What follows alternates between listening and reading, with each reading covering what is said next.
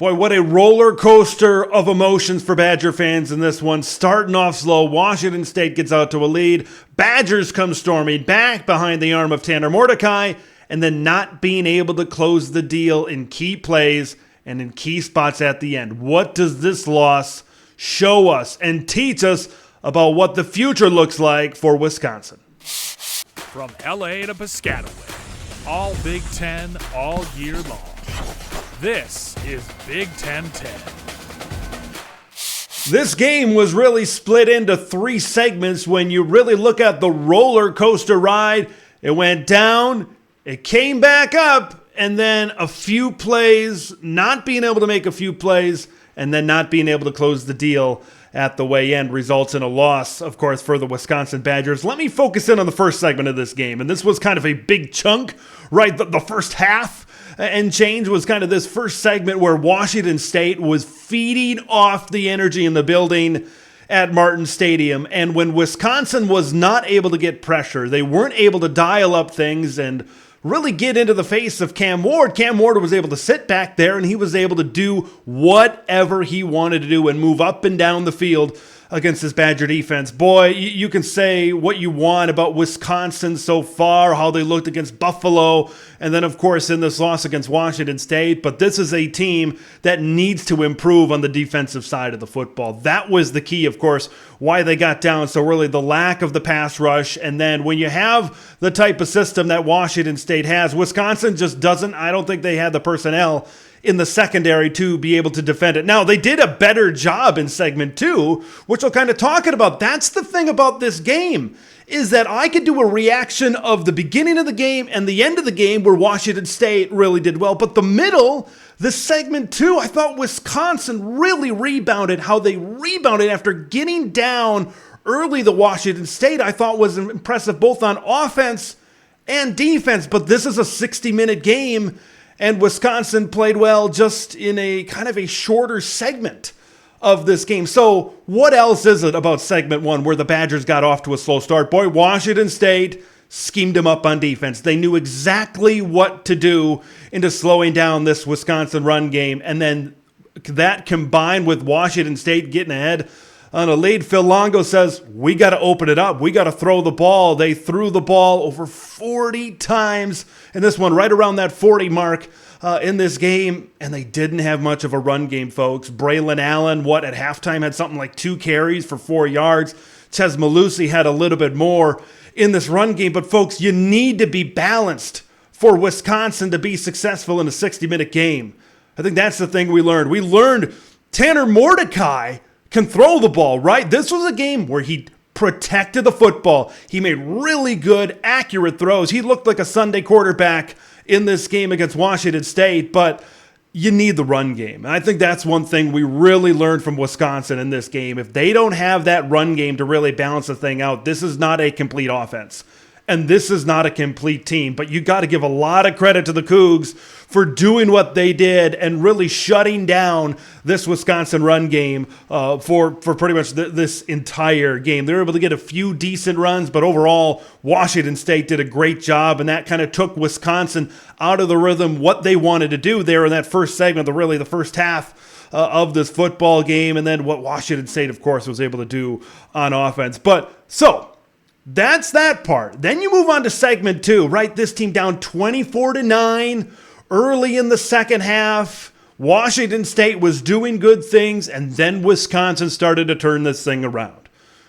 Got to give a lot of props to Tanner Mordecai. This is kind of one of those games where this is a Badger team that got behind. This is a situation where you could have easily seen Tanner Mordecai start to force throws down this much. They got to throw the football a little bit more to try to come back and win, but he was very efficient. He led the Wisconsin offense down on multiple touchdown drives, and I thought he was the bright spot for the Badgers in this football game. And this is the Tanner Mordecai that Wisconsin wants to see. They want to see a Tanner Mordecai that can push the ball down the field, make accurate throws with a big arm, and don't turn the football over. This is what you want. We really started to see the first glimpse of the Wisconsin air raid, what it really looks like when they start throwing the football a little bit more. But here was the problem with segment 2. They put together a couple of really good drives.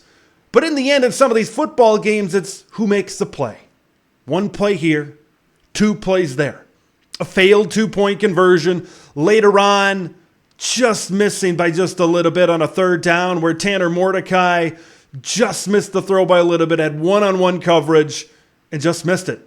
And that was their opportunity. That was their opportunity to take the lead. That was their opportunity to maybe deliver the kill shot, take the lead, and then really expand and really build on that momentum. But it didn't happen because that's where the wall hit on segment 2. And that's where segment 3 started when Washington State got their mojo back on offense. When Washington State and this crowd got that energy back again, Wisconsin was once again on their heels. Okay, and during that segment too, if I could quickly go back to that, that's when Wisconsin started to dial up the pressure. They made Cam Ward uncomfortable, and you started to see some good things. They were better back in the secondary in coverage, but it all starts up front for Wisconsin, right?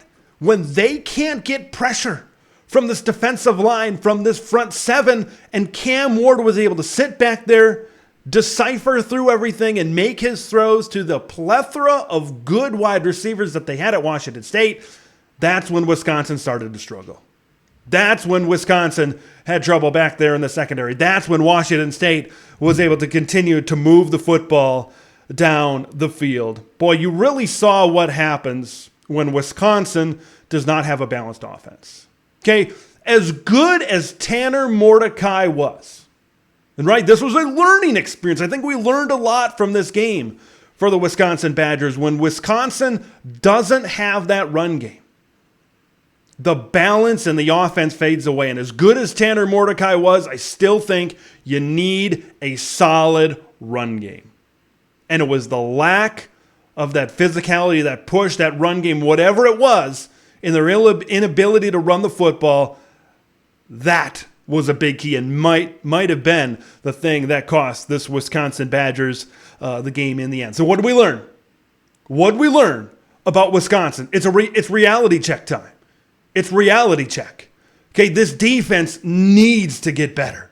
It needs to get better. We saw glimpses of it struggling in the first half against Buffalo, and then you take on a much better team in Washington State, and you saw this defense continue to struggle at certain points and with certain things, definitely up front. This is not, I said this in the beginning of the season, this is not a supremely talented Wisconsin front. Right? This is not a Jim Leonard front where you've got guys coming off the edge and you've got you got a couple of good players, I think, for Wisconsin, right? Mumajong Meta, Jordan Turner, some of those linebackers, but up front, they don't have the guys on the defensive line. They don't have a Keanu Benton up front to wreak havoc, to really make the interior offensive lines shake in their boots, so to speak. They don't have a threat, in my opinion, on that defensive line, and I think that creates a lot of problems. I think there's going to be offenses that they maybe face a little bit later on that, and I know Ohio State is the only ranked opponent, I believe, left on their schedule. We'll see if Iowa gets back into the top 25, but if they face better offenses than Washington State, this is a Wisconsin defense that could struggle. And if this defense can't hold up their end of the bargain and you get a game where maybe you can't run the football like this one, Tanner Mordecai comes up, but what if it flips back the other way where Tanner's maybe not on sick, maybe he's turning the football over like we've seen. It seems like for Wisconsin to be at their best, all the pieces need to be working together, and all the pieces weren't working together for the entirety of this game. For the entire 60 minutes, up and down, Badgers were riding the roller coaster in this football game. Very interested to see where Wisconsin goes from here. I believe Washington State is a good team, but when you look at the depth of the Pac-12, I don't know if Washington State is in the top half of that league. It's a really deep league. It's probably the deepest league in all of college football. But this is not sound the alert, sound the alarm right now for Wisconsin. I definitely think that there's a little concerns. I don't think it's major concerns. It's like, oh no, we gotta really fix things. I think Washington State is a good team, but there are some things that are maybe going to creep up into the back of the heads of some Badger fans. I want to hear what you have to say, what you think about this matchup with the Badgers going down in Pullman Boy, it was not a great weekend for some programs in the Big Ten West. Thanks for watching Big Ten Ted, where it's all Big Ten all year long. Make sure to like the video to spread the word of Big Ten Ted to the masses, and subscribe to the channel for updates on Big Ten content that drops every day.